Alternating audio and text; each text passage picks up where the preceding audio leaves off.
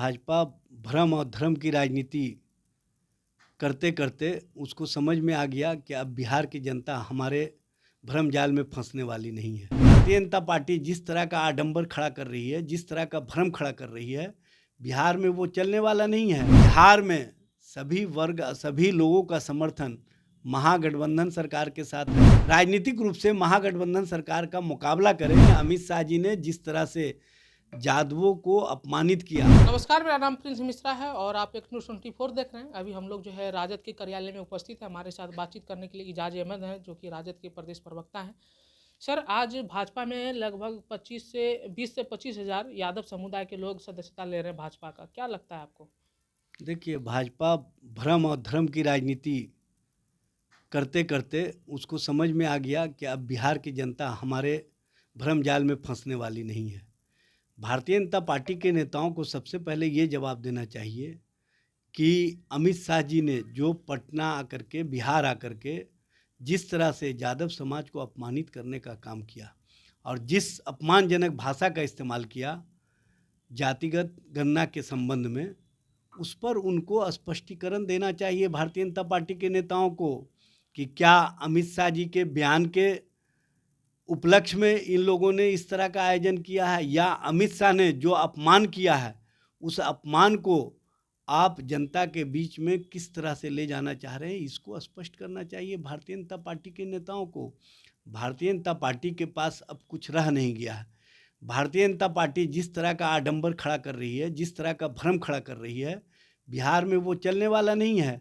बिहार में सामाजिक न्याय की धारा, सबको साथ लेकर के चलने की धारा और सबके प्रति जो न्याय के साथ आगे बढ़ने की धारा है, वो लालू प्रसाद जी और तेजस्वी प्रसाद यादव जी ने पूरी संकल्प के साथ आम लोगों के बीच ले जाने का काम किया। आज जिस तरह से पिछड़ों को, अति पिछड़ों को, दलित समाज को, आदिवासी समाज के लोगों को, अल्पसंख्यकों को जो लालू प्रसाद जी ने आवाज़ दी और जिस आवाज़ के साथ उन्होंने उनको हक और अधिकार के प्रति जागृत किया, उससे सभी लोगों को बेहतर ढंग से सत्ता और सत्ता के साथ साथ जो सत्ता में भागीदारी है उसका लाभ मिल रहा है।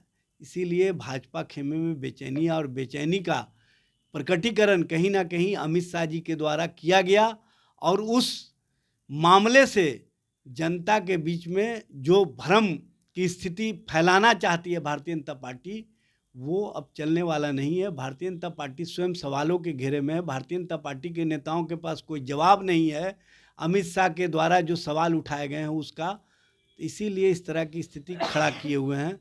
लेकिन भारतीय जनता पार्टी चाहे जितना भी कोशिश कर ले, चाहे जितनी भी बातें कर ले, ये उनको समझ लेना चाहिए कि बिहार में सभी वर्ग, सभी लोगों का समर्थन महागठबंधन सरकार के साथ है।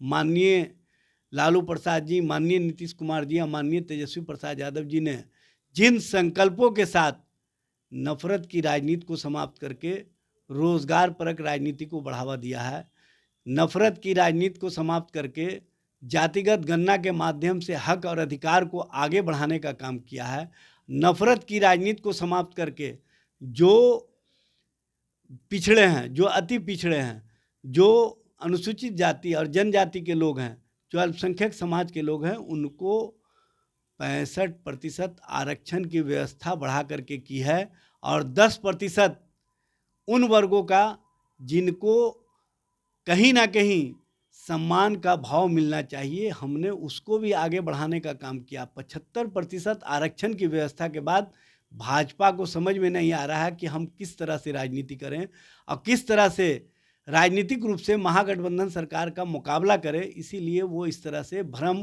की राजनीति के सहारे अपना राजनीतिक रोटी सेकना चाहती है। लेकिन उनको समझ में आ जाना चाहिए कि जिस समाज के बारे में आप भाजपा का एमएलसी नवल किशोर यादव कह रहे हैं कि राजद तो कंस के वंशज हैं और साथ ही साथ नरेंद्र मोदी जो है कृष्ण के वंशज हैं, लेकिन कंस को जो है नरेंद्र मोदी हरा देंगे अगली बार 2024 के लोकसभा में। देखिए, हम लोग भारतीय जनता पार्टी की तरह भाषा इस्तेमाल नहीं कर सकते हैं, क्योंकि उन लोग उन्माद की भाषा इस्तेमाल करते हैं, उन्माद की राजनीति करते हैं, अब संस्कृति की भाषा इस्तेमाल करते हैं और कहीं ना कहीं धार्मिक उन्माद में लोगों को ला करके अपना राजनीतिक रोटी सेकना चाहते हैं।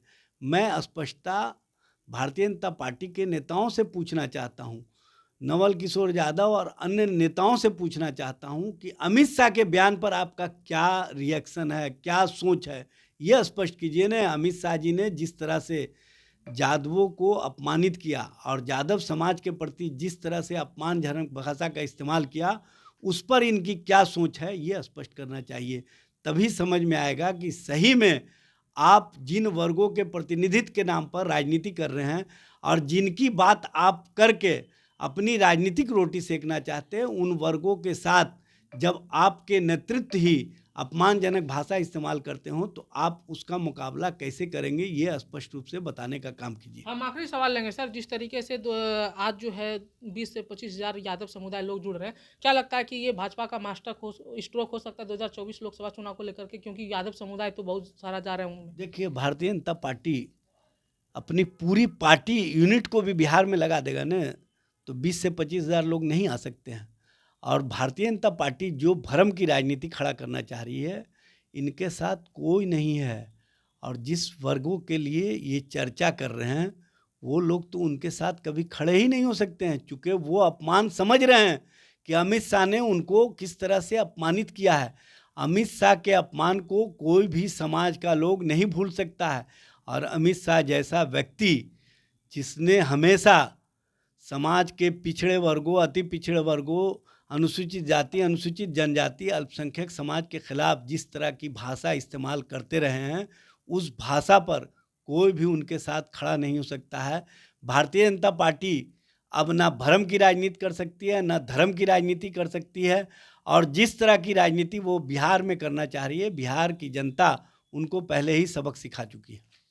ये थे हमारे से राजद के प्रदेश प्रवक्ता इजाज अहमद, जिनको आप सुन रहे थे, जिन्होंने साफ तौर पे कहा कि भाजपा कितना भी चाले, बिहार में उनकी सत्ता नहीं आएगी। ऐसे ही तमाम खबरों के लिए हमारे साथ बने रहें और देखते रहिए न्यूज़ 24। प्रिंस मिश्रा, पटना। धन्यवाद।